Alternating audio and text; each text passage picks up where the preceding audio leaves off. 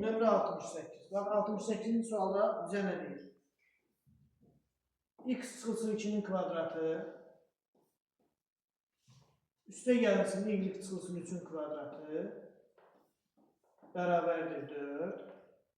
Sonra ikinci təmin isə belədir. X çıxılsın 7-nin kvadratı üstə gəlsin y çıxılsın 15-in kvadratı bərabərdir 25.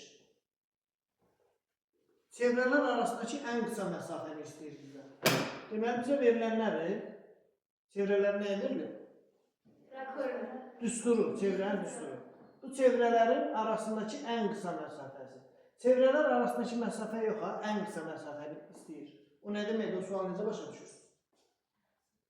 İki dənə çevrədir, baxın. Bax, iki dənə çevrə. Bu çevrələr arasındakı ən qısa məsafə hara olar sizcə?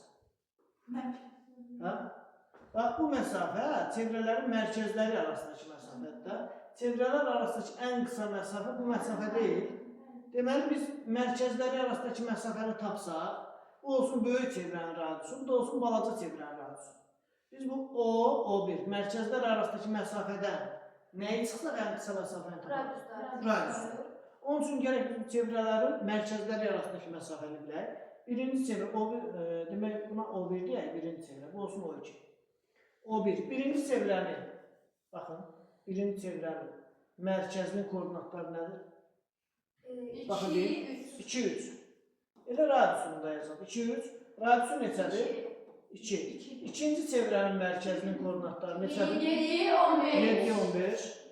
Radiusu 5. 7, 15. Radiusu neçədir? 5. Radiusu, bunu da balaca ilə yazaq, 5.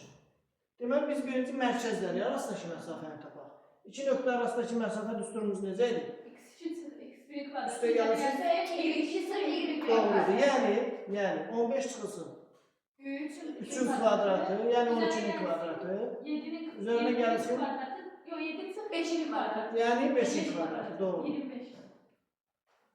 Bu da beraber oldu. 144 üzerine gelsin 25 o da 160. 144 üzerine gelirse 25.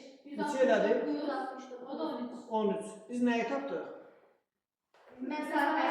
Bax bu məsafəni tapdıq. Bu məsafə nəyə bərabərdir?